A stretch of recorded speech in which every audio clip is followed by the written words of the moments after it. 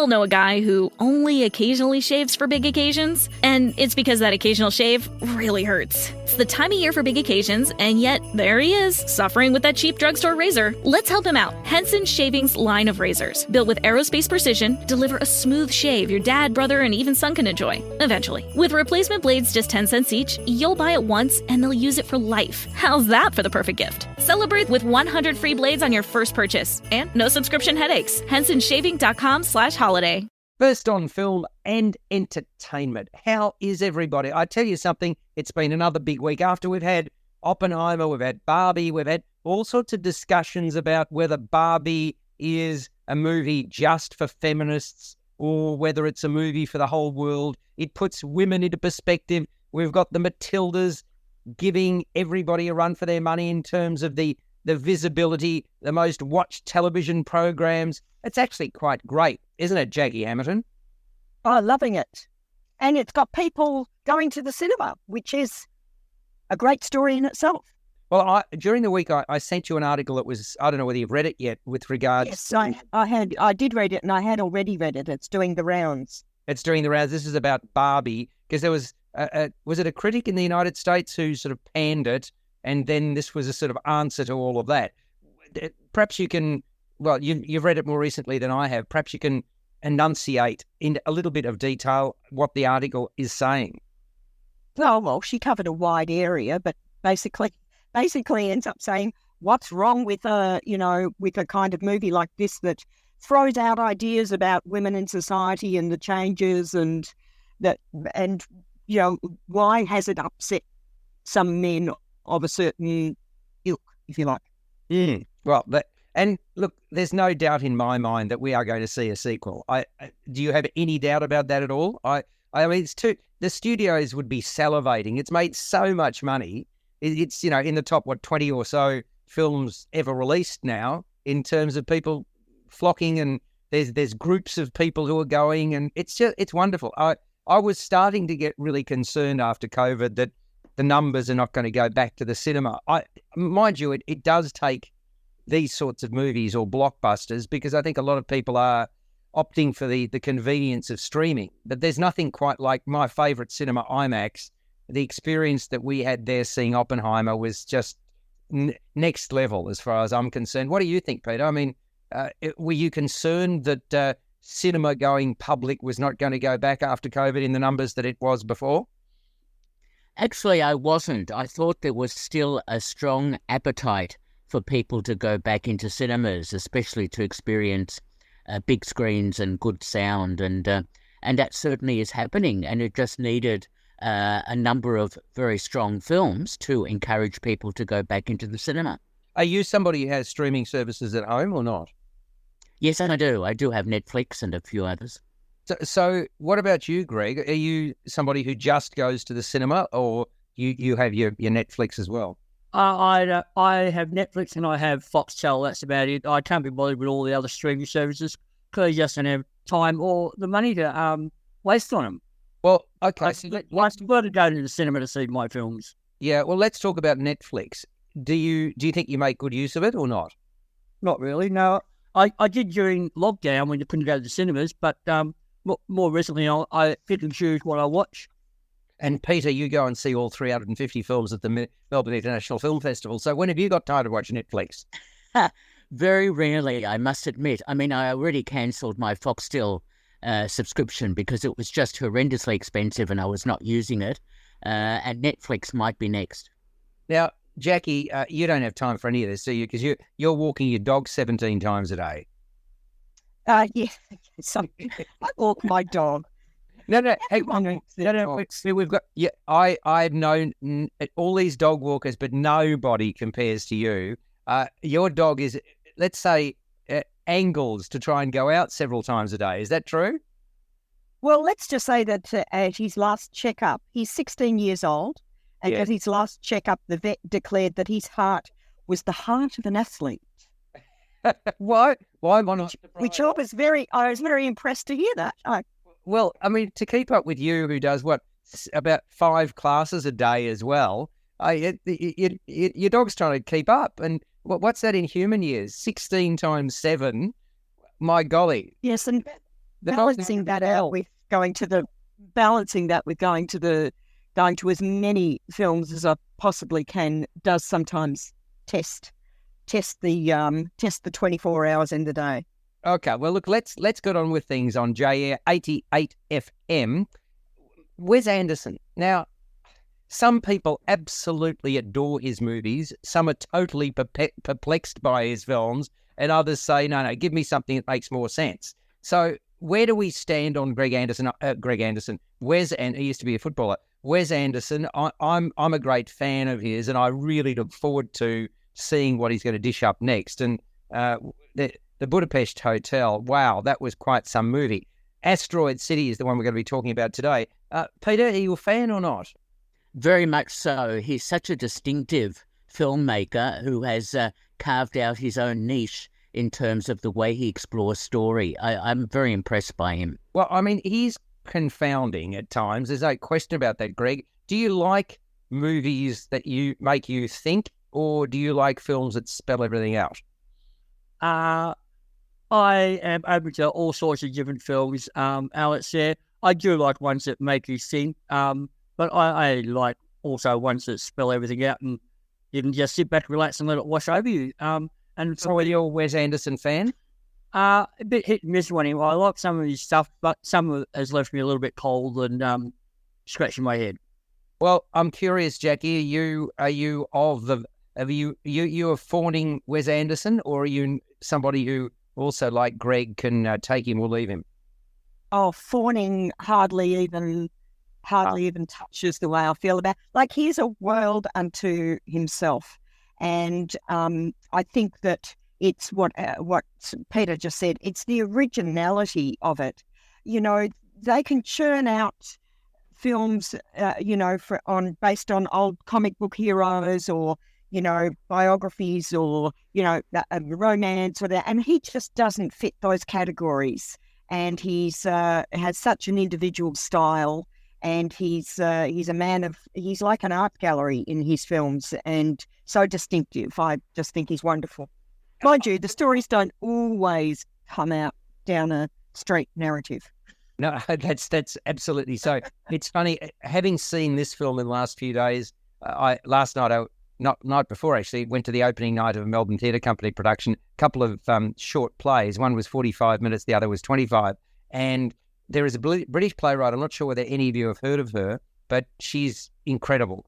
Her name's Carol Leslie Churchill. Are you familiar, Jackie, or not? No, not at all. No, okay. She is now, I reckon she'd be about 84 years of age.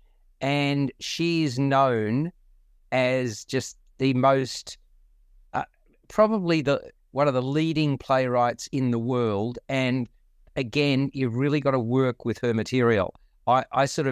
It's open to interpretation. I read an article about her, and she never tells. She just allows the audience to interpret as they will. And I sat through the first play, and I must admit I was scratching my head a lot. And it's that sort of thing. And yet I really admired what she did. She juxtaposed four women who would have to be 70 plus, sitting, reflecting on their lives, one of whom had inadvertently murdered her husband, with the state of the world having gone into decline. And it juxtaposed one with the other, scenes lasting sometimes a few minutes, sometimes a few seconds, blackouts between them, loud sounds, quite alarming sounds in between. And I kind of thought about this in the context. Now, it was very interesting. I thought about this in the context of Wes Anderson, and I sort of saw her as a bit of an equivalent, if you like, in the creative space. Asteroid City's M-rated. It's 105 minutes in length, and I honestly say it is creative, but it's also confounding. And I wouldn't have expected anything less. He's quite the eclectic mind. And it's set in 1955. Television host is introducing this imaginary drama called Asteroid City. And the focus at first is on a noted playwright called Conrad Earp, played by Edward Norton. But that focus, well, it's hardly engaging entertainment. So very soon we're being introduced to the first read-through of Conrad Earp's latest work. And you've got a junior astronomy convention held in a fictional desert town. And into that setting comes Augie Steenbeck, played by Jason Schwartzman, who's a favourite of Wes Anderson's in terms of his movies. And Augie Steenbeck arrives with his 4 children. They include his brainiac son Woodrow, played by Jake Ryan, and Woodrow's 3 strong-willed younger sisters. When the family car breaks down, Augie calls his father-in-law Stanley Zach, and that's a role filled by Tom Hanks, calls him for help. His father-in-law doesn't really care for Augie all that much and can't believe that his son-in-law hasn't told his children that their mother, his wife, has passed away. And Augie has with him, in, I should say, a less than appropriate vessel, his wife's ashes. And as events unfold in Asteroid City, Augie meets and falls for a famous but cynical actress called Midge Campbell, Scarlett Johansson. But the real kicker comes when an alien arrives at this convention and departs with, I'll call it a sample, resulting in everyone being quarantined. So that's the obtuse nature of this particular synopsis for Asteroid City. Heaps of fun. I reckon you just need to sit back and savour Anderson forging his quirky form of magic on screen. It's a film that's resplendent with actors who, I reckon they're having a ball. They really are. Anderson's dry humour, stories by him and Roman Coppola, is all over this particular production. It is at times difficult to follow, but it's captivating. You dare not look away because you might miss another perler, and there are plenty of those. I thought that Jason Schwartzman and Scarlett Johansson were the standouts. Their scenes together across neighbouring windows really lit up the screen. And I also kept a lookout for Margot Robbie, knowing that she was in this film. And when her turn came, she doesn't have a big role, but she didn't disappoint. And Bryan Cranston, I thought, also did an earnest job as the TV host during the black and white era. And so too Edward Norton as the playwright, the Asteroid City playwright. Interesting to see Tom Hanks in this contrary, judgmental space as Augie's disapproving father-in-law. So, look, apart from all of this, there's some rather important observations to make about the atom bomb in Asteroid City. And not surprisingly, those thoughts are delivered in an entirely different style to Oppenheimer. I thought the production design, the set decoration, they were really delightful throwbacks to a bygone era. I couldn't get enough of their playful nature. So I came out of this rather puzzled but pleased. That's how I would describe it. What about you, Peter? Absolutely loved this film, especially the incredible cast and the distinctive approach that Anderson takes to shooting the film, using 2 aspect ratios, using Academy ratio in black and white and widescreen colour. It's interesting to note this film was shot during COVID, and the issue was that it had been delayed a fair bit, and eventually they shot the film in Spain, near Madrid, and also some of the interiors were shot at Studio Babelsberg in Berlin. This is a really interesting, clever space journey, existential, humanistic sort of story that, yes, it is somewhat difficult to fathom, but once you sit through it, once you let it wash over you, once you understand the characters, the storylines, and I think the positive aspect to the film, especially when the alien arrives, who wants that meteorite, I thought there was so much going for this film. I really, really loved it. And I was very impressed. And it's good to see another music score from Alexandre Desplat, a composer who's written so many great music scores, who deserves an Oscar at last, I think. Great film. Did you like the representation of the alien, this sort of stick figure? I liked it. It was quite different and unusual and almost benign. Yeah, a throwback. It certainly was. Jackie, the production values. I just, I couldn't get enough of the way it was lit. I thought, I was on a cartoon set. It was really something.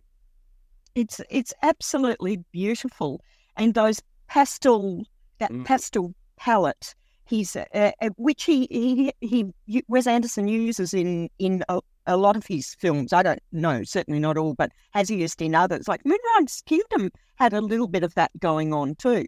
It's a little bit vintage, and it's absolutely beautiful to look at. It's a real world itself, and I left feeling like I'd been walking through an art gallery. Really, the shots are held for a long time, and the way they're kind of symmetrical, and the colours are so important to him. It really is a very visual film, which works in well with the whole emotion of, being whimsical and quirky and, having these little stories within stories, some of which go somewhere and some of which don't. And, just little hints of romance and hints of retro, and it all comes together in a really beautiful package. But overall, it really is a very visual film. I kind of wonder, with Grand Budapest Hotel and with movies like this, be fascinating to see the storyboarding that goes on, presuming that it does before a film like this. Greg, you've been to various exhibitions and things. I reckon it'd be fascinating to get a bit of an insight into this great filmmaker's mind, would it not? Yeah, he certainly has a distinctive mind, and his films have a distinctive look and a unique feel to them. And you've already talked about the unique production design here, the colour palette scheme that give the film a distinctive look. There's an artificial quality to it, I thought, the setting of Asteroid City there as well, which kept me at a bit of a distance there, I thought. And the structure about the playwright at the start and setting up this play and then cutting backwards and forwards there. Initially, it sort of was a little bit of a turn-off for me. I just wanted to go straight into the story there. And you referenced the alien there. They credited it as Jeff Goldblum. You wouldn't have known unless they tried Jeff Goldblum. But what a superb cast. I thought Oppenheimer had a great cast. This film leaves it for dead with the number of actors who come on.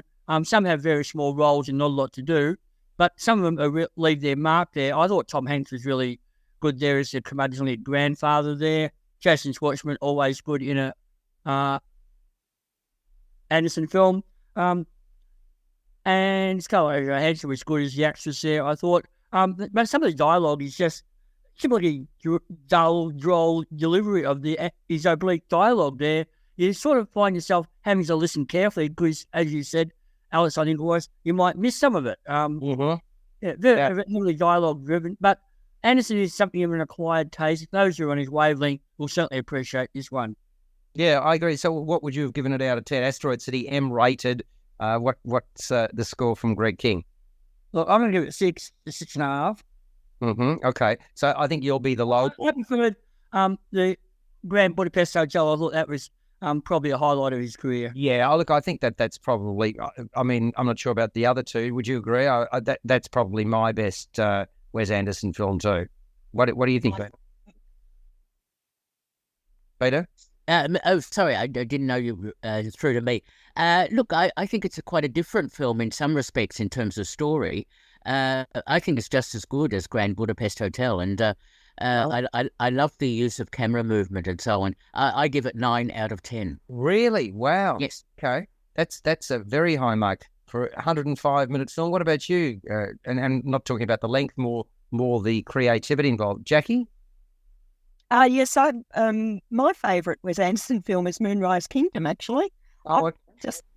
Budapest didn't get me quite as much. But anyway, for Asteroid City, I gave 8 out of 10. Yeah. And I gave it a 7.5. You are on J-Air. Please continue to listen to us and contribute only for $54 a year, and you can become a member and keep supporting the radio station for all it's worth. Now, I want to move on to, I mean, it's kind of interesting because when you've seen one Dracula film, you kind of think you've seen them all, but everyone's got a slight bent or twist, and this certainly does. It's called Dracula Voyage of the Dementor. It's 118 minutes. It's MA rated, and you would have to describe this as atmospheric. It's enormously atmospheric from the get-go to the end, and it's only based on one chapter, or it is based on a chapter from the Bram Stoker classic novel that was written in 1897, and it concerns the terrifying story of a merchant ship called the Demeter, Demeter, chartered to carry private cargo. It turned out to be 50 unmarked wooden crates from Carpathia to London. You've got a rather honourable captain, Captain Elliot, played by Liam Cunningham, has decided that this is going to be his last voyage. He's been at sea for a long time and he is ready to retire to Ireland. Now, he has anointed his first mate, called Wojciech, played by David Dasmalchian, to assume his post. And joining the crew in this voyage, which shouldn't take too many days, is a well-spoken, Cambridge-educated doctor, virtually has to talk himself onto the ship. His name is Clemens, played by Corey Hawkins. And at first the ship makes steady progress. In fact, so much so that everybody's in line for the monetary bonus that's going to come with their early arrival in port, and they're discussing how they're going to spend the money. Then they discover a stowaway called Anna, played by Aisling Franciosi. And she is at death's door. She really is. And her discovery changes everything. So her survival is squarely in the hands of the medico that I mentioned, Clemens, who arranges ongoing blood transfusions while they are obviously on board the ship. And it's a portent of what's to follow, as for centuries, Anna's village has been plagued by the bloodthirsty Dracula. So, well, that means that all on the ship are doomed, and they're stalked each night by a merciless presence. And when the Demeter finally does make it to England, it is as a charred, derelict wreck. In Bram Stoker's book, the ship's final voyage is written as an excerpt in a daily newspaper. And the screenwriters here have adapted that and they've run with it. So we, the audience, watchers, one by one, those aboard the Demeter are picked up and picked off. That's kind of what happens. And what's the Agatha Christie novel? They may have renamed it, but about the 10 Indians or whatever. What's that book called? Indians? Yeah, 10 Little Indians. I was thinking about that. Then there are none. Yeah, and then there are none. I was thinking very much about that while I was watching this movie. So Dracula himself grows from this grey, shadowy figure to this giant flying vulture with bat wings. And the story, again, it's funny. I don't normally talk this much about production design, but I thought the production and sound design were mighty on this, really enhanced the story. They lay the foundations of the ordeal that is going to be faced by those aboard the vessel. And I very much got what I anticipated I would from Dracula Voyage of the Demeter. That includes a little detail about those on the ship, not a lot, but you get to know a few backstories. Some are rough and ready, others are decent, but of course the real story is their predetermined fate when they step on board. And there are lots of people, lots of potential crew who basically opt out because the portent of doom is there for all to see. A great deal of attention is focused on the Doctor and his desire to make sense of the world, not just the world actually, also the entity that's plaguing the ship. So Corey Hawkins comes across as a respectable man of science who has copped a bad rap because of his colour. He's a black man. Trust grows between the Doc and Anna, whom he saves, as the voyage unfolds. And Aisling Franciosi brings a greater sense of understanding than the others to her representation of the castaway. The captain runs a very tight ship and he's an experienced navigator. Nevertheless, he's way out of his depth here. Liam Cunningham well captures his transition as fear consumes all. And there's curiosity and desire to please, actually. They're the hallmarks of his 8-year-old grandson, Toby, played by Woody Norman. There's also a very dark edge to David Dasmalchian as Wojciech, who's a Polish orphan, spent his entire life at sea, regards the Demeter as his one true home. So, look, it does have impact, Dracula Voyage of the Demeter, but few, if any, surprises. And at nearly 2 hours, I mean, it is a very long movie. It's a long set, and it could have benefited, in my opinion, from some prudent pruning. Nevertheless, the Norwegian director Andre Ovredal has captured the somber mood, the frightening essence of the Dracula story, and I suppose that's what it's all about. So that's Dracula Voyage of the Demeter, rated MA. What were your thoughts about it, Greg King? I quite enjoyed this for much of the time. Did you get anything you didn't expect? I've got to ask you that because I did. Not really. It's interesting how they've taken the short chapter from Bram Stoker's Dracula novel, and it stretched it out. Here's almost a breaking point with the backstory of the crew of the Demeter and what happened to them on that voyage to England when they were carrying a coffin with Dracula's body in there. I like the way that you only saw the character of Dracula or Nosferatu early on in small fleeting glimpses that heighten the suspense and tension with his character, and then you see him in his full-blown horror goriness towards the end of the film there. The gloomy lighting created an oppressive atmosphere that heightened the claustrophobic feel of the film there. And I like you reference him, I like the character Corey Hawkins as the doctor there who values science over superstition and tries to rationalise what's going on the ship there. You mentioned David Gasmalchian there as the second in charge there. I thought he was quite good with the role, and Liam Cunningham was also quite good, brought some gravitas as the captain there. And you feared for the safety of young Toby there, as you mentioned, in danger. Often horror films do not do nasty things to kids, but in this one, he sort of threatened a little bit there. The production design was quite good. The gloomy lighting, the storm, and the claustrophobic setting all worked for me. Yeah, I agree. It was probably just a little bit too long, but otherwise, no, this was quite good. Now, Jackie, you don't normally like horror, so have you seen this or not? Oh, no, with the genre of horror, Alex, I did a little bit of reading of it beforehand, and I thought, no, let's talk about that one. Yeah, I can understand. We don't want you to get the heebie-jeebies and not sleep for nights on end. I do want to sleep at night, yep. Exactly. Now, Peter, do you sleep well at night in walls that are so thin that motor vehicles, one car driving past sounds like a Mack truck? What about you? Do you get scared by horror or you embrace it?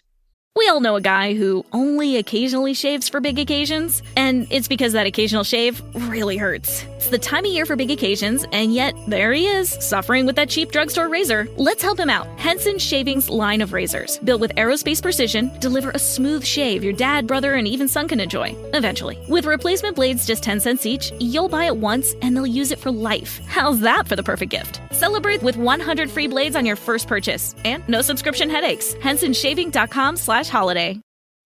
Don't forget that your skin is your largest organ, and the sun can be your skin's worst enemy. Dermatologist recommended Neutrogena products offer the ultimate protection for your skin. From makeup remover wipes to Hydro Boost Water Gel Facial Moisturizer, BJ's has your entire lineup of Neutrogena skincare products. And now through December 3rd, save $4 on any Neutrogena product at BJ's. Love your skin back and save now through December 3rd, only at BJ's. I embrace it. I like all genres, and this is a good example of a well-made horror movie. It's interesting to note that the Nosferatu film, that was the unofficial 1922 remake or adaptation of Bram Stoker's chapter, starts off with that voyage, with that ship arriving, and obviously with lots of portent about Dracula being on board. So I like that. I think that corresponding sort of aspect was very good. The other aspect of the film is I had a chance to speak to one of the lead actors in the film, who's an Australian actor called Nikolai Nikolaev. And he told me about the whole filming process and how they used very clever special effects at Studio Babelsberg in Berlin, where all the interiors were shot. Yeah. In fact, that studio is becoming a go-to for so many producers and films. It's incredible. Very busy studio. But anyway, they spent a long time shooting the film. I think that he said it was about 3 weeks when they were in Berlin shooting the film on this makeshift ship and getting the effects right and getting all the cutaways right and all that sort of thing. So it's very impressive. And of course, the other location of the film is Malta. And I saw that they used the main harbour or jetty area of Malta for the launch of the ship, etc. So the production values of this film are very high. even though it was affected by COVID. It's a very strong, well-made horror movie. Yes, it's not necessarily totally original insofar as we know to some extent where it's going, but that doesn't matter because it does it well, considering that it's working with material that audiences may be familiar with.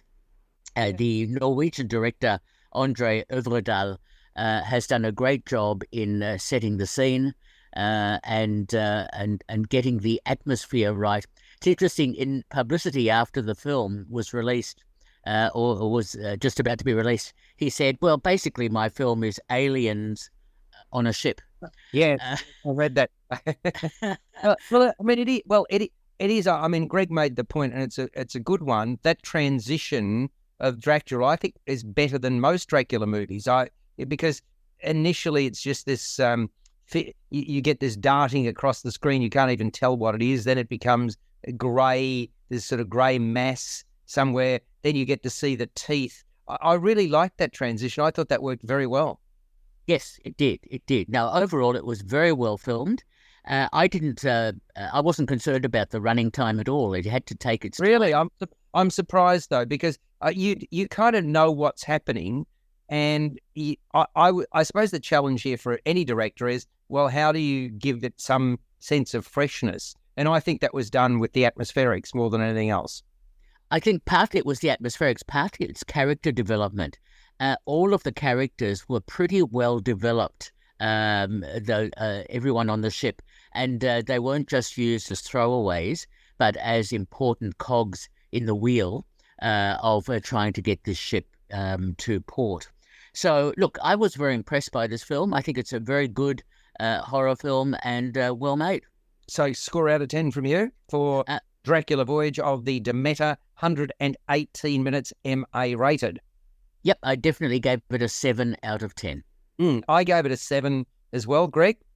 7 out of 10 for me as well. Well, there you go. Okay, fantastic. Uniform agreement. Nice. Let us turn on JAir 88 FM to another movie which, look, I mean, I suppose that I didn't know what to expect from Chevalier. Look, I enjoyed it. I wondered whether another director may have given it even more bites. As I say, I liked the concept, but I wasn't totally sold on it. Before I go into detail, I'm curious with the rest of you. Jackie, what did you think? Yes, I agree. It was all about the looks, and I just didn't feel the substance, and I don't think I really invested in it. I don't think I believed in it. Yeah. I mean, it's fascinating because I didn't realise that Chevalier is a title, so I learnt in terms of what that all meant. What about you, Greg? Did you also feel? I mean, I didn't think it was a terrible film, but I was somewhat disappointed. And you? I enjoyed it to a point there. I thought it was a fascinating study of this guy, son of a slave, sent to Paris to improve his education. Became a bit of a prodigy and then gets caught up in the revolutionary fervour there. I liked the production design. I thought it was good. I thought the opening sequence when we first met him, when he was playing against Mozart on stage, brought it up the stage, was a great opening scene there. I thought the guy who played him, Calvin Harrison Jr., had a lot of charisma. It was very... I just didn't think... I suppose I wanted a bit more nuance, maybe. That I liked it. Don't get me wrong. I'd recommend it, but I suppose I anticipated something more or something a little bit more refined. What about you, Peter? Just your instinct on this. Well, my first instinct was, is this a biopic of Maurice Chevalier? So I was glad to see that it wasn't. Right. And it's based on a true story. So, look, I went with it. I thought it was pretty good overall.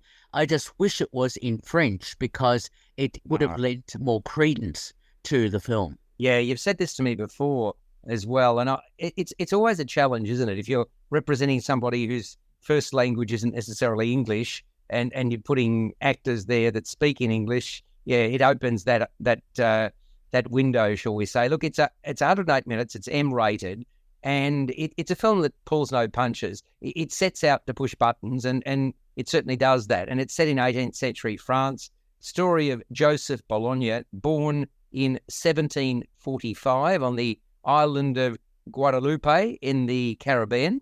He was the son of a 16-year-old Senegalese slave called Nanon and a wealthy French plantation owner. So there you got the no-no straight away.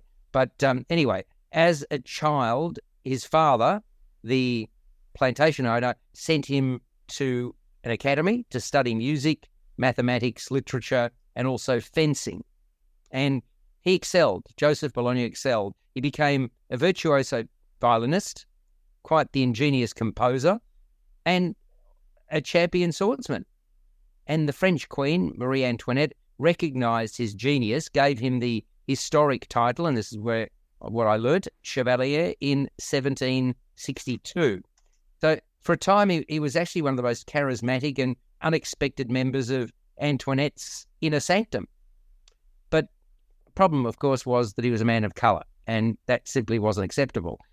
At the time, his appointment outraged many, and appointment as Chevalier, and the cards were forever stacked against him. Now, despite all of that, he rose to high acclaim, but there was always a higher power or higher powers in general waiting to tear him down.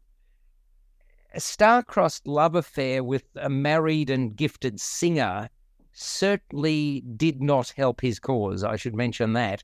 And so it is that Chevalier the movie is inspired by the remarkable true life story of Joseph Bologna. Filled with many moving parts, racism, entitlement, arrogance, just to name three, written by Stephanie Robinson, and the language used is deliberately vitriolic and, as I indicated, intended to fire up audiences.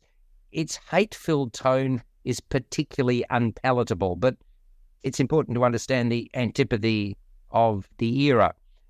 He was forever swimming against the tide, as some would never accept him. Simple as that.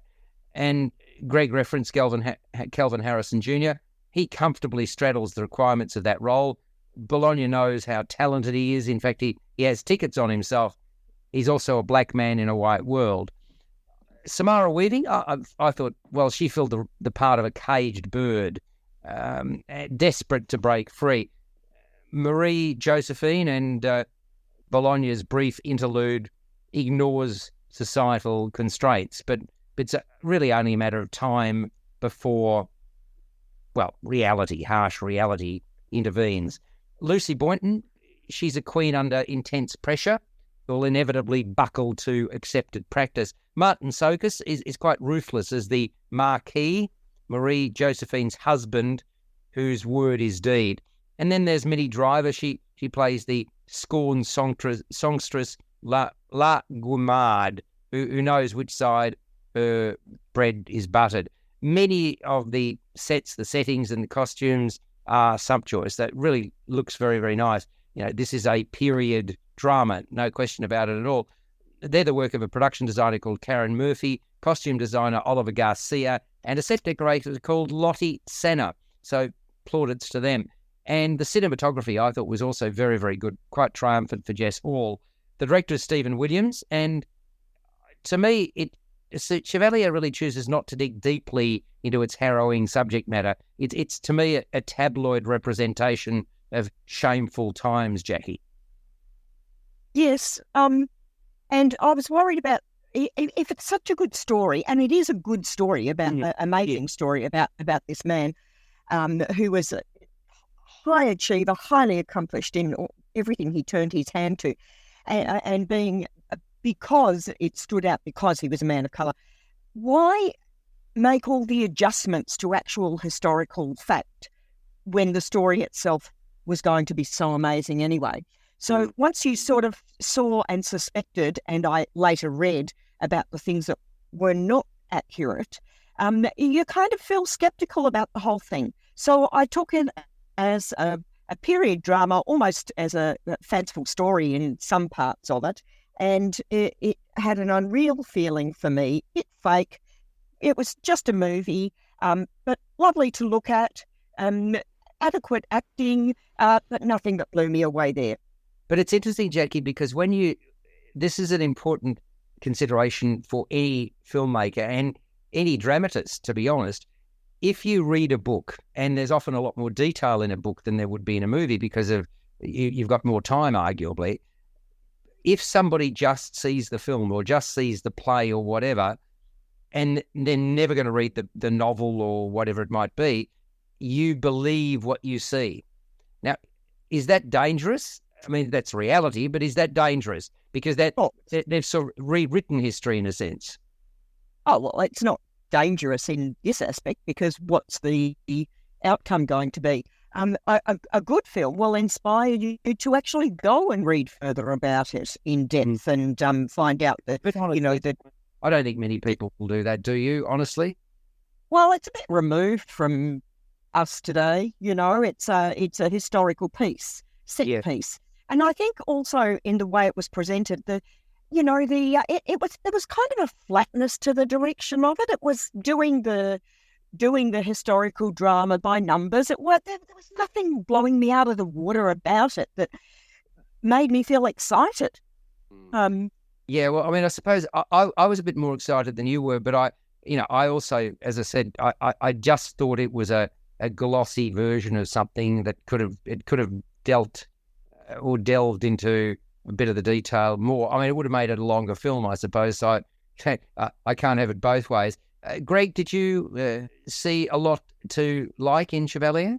We all know a guy who only occasionally shaves for big occasions, and it's because that occasional shave really hurts. It's the time of year for big occasions, and yet there he is, suffering with that cheap drugstore razor. Let's help him out. Henson Shaving's line of razors, built with aerospace precision, deliver a smooth shave your dad, brother, and even son can enjoy, eventually. With replacement blades just 10 cents each, you'll buy it once, and they'll use it for life. How's that for the perfect gift? Celebrate with 100 free blades on your first purchase, and no subscription headaches. HensonShaving.com/holiday. Don't forget that your skin is your largest organ, and the sun can be your skin's worst enemy. Dermatologist recommended Neutrogena products offer the ultimate protection for your skin. From makeup remover wipes to Hydro Boost Water Gel Facial Moisturizer, BJ's has your entire lineup of Neutrogena skincare products. And now through December 3rd, save $4 on any Neutrogena product at BJ's. Love your skin back and save now through December 3rd, only at BJ's. I liked it. It made me go away and want to learn a little bit more about the true story behind it all. And as Jackie pointed out, they're taking a lot of liberties with the facts now. But that often happens with these biopics for dramatic purposes there. But as I said before, I like the production design, I like the story, and I like the character and what he went through there and how he sort of fell from being one of the toasts of Paris because of his musical prodigy there to falling out of favour because of the colour of his skin and somehow disappointing Marie Antoinette there, and then took up the revolutionary fervour that was happening in the streets there. And I like that contrast between the sort of opulence of Paris and the poverty of the streets there, which we came across a couple of times there. But I thought Kelvin Harrison Jr. was a really great, charismatic performer, brought the characters to life, and fit the part perfectly. And I agree, Martin Kosak's there was quite nice, good as the villain of the piece, so to speak there. He often plays villains quite well there. Yeah, I know. Well, got that sneering quality to him there as well. But I thought the costumes, the music, the production design, all were fabulous.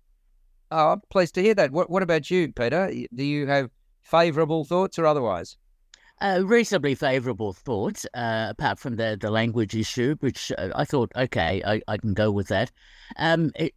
Talking about biopics, I would like to see any film that is an absolutely 100% accurate representation of the story that it is telling. It doesn't happen. Narrative film is an adaptation. It always will be. I mean, how many people are going to see Barbie and expecting it to be a documentary? So, no, but what I'm saying is that history is often rewritten anyway in books and its interpretation. So, but here, often characters are combined. I mean, that's what happens because, of course, and the nature of this means that often history is rewritten or perceived by popular culture. right? And that's what I'm talking about here, because I'm not sure how many people are really students of history, right? And it's fascinating if you think about it in the real world. You've got the Japanese will write their history one way, the Germans will write their history one way, the Russians will write their history one way, and we're not naive enough to think the way that we represent things in Australia or England or the US is the way the world sees it. That it would be far more convenient, and I dare say would have less wars and less conflict if everybody perceived things in the same way. So I suppose the propaganda machine is alive and well in the real world. So why shouldn't it be in movies? Because obviously behind all of this is money, and very few people want to put out films that don't make money. Let's be honest.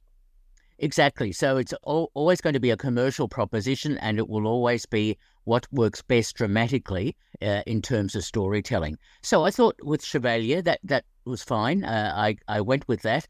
And I think Jackie said that people are much more inclined to do research or to find out more information. We are much more media literate than we used to be. And certainly from schools that are teaching young people to be media literate, to not accept anything without question, all that sort of thing. I think that's terrific. Anyway, so Chevalier, it's interesting that Joseph Bologna's music was meant to be lost for so long. So they finally discovered a long piece of music, and that was able to be used as a significant part of the film, which is great to see. So, and obviously his musical heritage is now very important, and they're obviously doing more work to find more of his music. I like Chevalier. I think it was reasonably well done. It's dramatically, it worked well. Martin Chokus, as always, is very good. Lucy Boynton as Marie Antoinette. What a strange characterization of Marie Antoinette, who just walked the streets and just had a very open sort of relationship with the people. That's not what historically we are told, but that's fine. It's again a dramatic interpretation. Overall, I like the film. Oh yeah, okay. So that's kind of a bit lukewarm. Let's start with you then, Peter. A score out of 10? Yep, I give it 6 out of 10. Mm-hmm. Greg? 6.5. Okay, Jackie, I'll be interested in this. I let me see if I can predict somewhere in the six range as well. Absolutely on a 6, yes. But Yeah. it's more for the look of it. And just to answer Peter's comment, if everything in a historical drama or film is real, that's a documentary. But with this, when you're twisting actual facts and actually presenting things that apparently, according to, actually didn't happen, such as the very dramatic opening scene of this in a violin duel with Mozart that apparently actually didn't happen. Why? It to me, like what I'm saying is the story was amazing enough without having to invent and embellish. But hang on, but Jackie, Greg said it was a particularly poignant opening scene. It really dragged him in. Now, so that's your answer. It didn't happen. Yeah, I still thought it was a great opening scene, especially with the I agree. Mozart. I agree, but it didn't happen. And if something in what's intended to be a representation of a historical story about an actual person based on truth, there's enough there. Surely there was enough in this man's life to put on the screen without actually inventing parts of his life. Now, all right, we are going to the other movie I want to talk about today. I'm going to save to next week. It's called Gran Turismo, which also opened on Thursday. Because I wanted to talk about one other thing, Jackie, with you in particular, but also the others. I saw a play, and you and I were having a chat only the other night about this in terms of the real life and the horrible situation again in terms of the way the treatment of women, the relationships and so forth, and what can go wrong. And I saw a play that I wanted to mention called Love with No Remorse. Now, unfortunately, today, Sunday, is the last day you can see it. If you get the chance, it may be worth seeing. It's at the Meat Market Stables in North Melbourne. And even with the best will in the world, the path to finding and sustaining the love of one's life is often paved with potholes. And you've got a situation here where everything starts off really, really well, and there's a great deal of positivity, and then things go sour. And it's actually set in amongst the Arabic community. Now, you've got a couple of younger sisters, a lady, then you've got an older sister whose name is Sahar, played by Celine Khoury. She's 29 years of age. She's smart, she's gregarious, she studied medicine, dropped out after a couple of years, and the reason actually for that becomes a pivotal plot point. She now works as a pharmacy assistant. She's gone from second-year medicine to working in a pharmacy. She's yet to meet Mr. Right, but then Isaac, played by Emmanuel Eos Machitas, this smooth-talking lawyer, steps into her life, and the connection between them is palpable. Both, as I mentioned, from Arab backgrounds, although his parents are well-to-do, hers are not. Cracks start to appear in the relationship just before they marry, and these cracks concern differing value systems, and they become gaping holes, and the resultant fallout is incendiary. You've got a first-time film writer called Tuka Shakur giving us quite a gritty look at reality, at love and loss, power imbalance, and domestic violence. And that's what we were talking about, sort of, Jackie, that the situation in the real world hasn't gotten any better. And whatever we throw at it as an issue in society, it hasn't done the trick.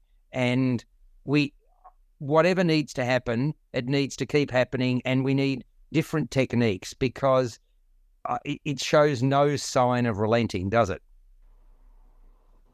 No, it certainly doesn't. And there are campaigns that they run from time to time. Government runs from time to time, but so far it really hasn't had an impact. In 2021, which was I don't have last year's figures, but 61 women in Australia were killed by a partner or former partner. And it's continuing. It's at the moment, I think it's one every 9 days in Australia, and one might say a man every one man a month. But it's just too high for vulnerable women to be in this situation. Yeah, and it's interesting because in the program, which I don't read until afterwards, there is a note of that. It basically says exactly that. Today, I ask you to count your fellow audience members, I'm reading from the program, from 1 to 6. Every time you reach 6, know that one of each of those 6 is a survivor of domestic violence. It's obscene and unconscionable to think that in such a progressive country such as Australia, we see the statistic. And I suppose that's one of the reasons that I wanted to talk about it. Look, it's a hard watch at times, and it's an appropriately hard watch. The instincts of the first-time writer Tuka Shakur are strong, but as a piece of work, it needs significant tightening. It feels too drawn out. It was around about 2.25 hours plus interval, and to me, 90 minutes would have served the piece well. The actress Celine Khoury is the glue that binds the production together. She's accomplished in the lead, really is bringing light and shade to her portrayal of the 29-year-old Sahar, who turns 30 in the production. Emmanuel Eos Machitas carries himself very well as Isaac, who's a wolf in sheep's clothing. I also appreciated Vivian Menendez as the kindly pharmacy customer Daniel, who takes a shine to Sahar. Steffi Gill milks her scenes as Isaac's self-assured legal assistant, Bianca. And there's a 12-person cast, quite a bit of a mixed bag, actually. Some are more adept at their craft than others. The cavernous nature of the venue, this is not the first time I've mentioned this, means that some voices don't carry as well as they should. Now, that really is a problem in theatre. You've got to allow for that if you are an actor, or, dare I say, choose another venue. That's easy for me to say, because the cost of the venue obviously dictates where you can go. Look, the biggest beef, though, that I had with Love With No Remorse, certainly not the subject matter, it concerned the multitude of scene changes. I can honestly say I have never witnessed more scene changes in a play, and that frequency really needs addressing. Changing the furniture and furnishings every few minutes became tiresome, and to me it was an unnecessary distraction. There was music, and it went faded to black kind of thing. Look, it adds many unnecessary minutes to the running time.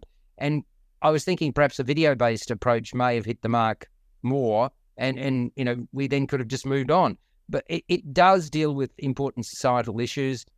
The director, I reckon, needed to find ways to rein in the production. But it is on at Meat Market Stables. If you haven't been there, quite an interesting venue. There's a couple of there's a Meat Market Stables, and then there's a bigger venue around the corner in North Melbourne called the Meat Market. So, Greg, have you ever been or not to the venue? I've been to the Meat Market a couple of times. Yeah, it's a small venue, intimate venue.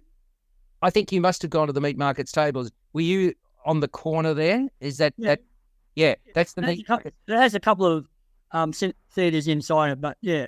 Yeah, no. But what I was about to say to you, you're quite right. But around the corner, there's another venue which is large, very large, and that's the Meat Market. And I remember my own little war story. I went along to attend a play, and I was running really close to the bone, and I ended up going to the wrong venue and missing the performance because I went to the wrong Meat Market. So don't be confused. This is Meat Market Stables.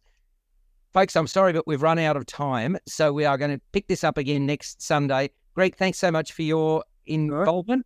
And Peter Krause, always a pleasure. And Jack, Thank you. Terrific. Nice to have you on board. Folks, we will go to First on Film and Entertainment again next Sunday. Till next week, I bid you adieu. Farewell from the program. We all know a guy who only occasionally shaves for big occasions, and it's because that occasional shave really hurts. It's the time of year for big occasions, and yet there he is, suffering with that cheap drugstore razor. Let's help him out. Henson Shaving's line of razors, built with aerospace precision, deliver a smooth shave your dad, brother, and even son can enjoy, eventually. With replacement blades just 10 cents each, you'll buy it once, and they'll use it for life. How's that for the perfect gift? Celebrate with 100 free blades on your first purchase, and no subscription headaches. HensonShaving.com/holiday.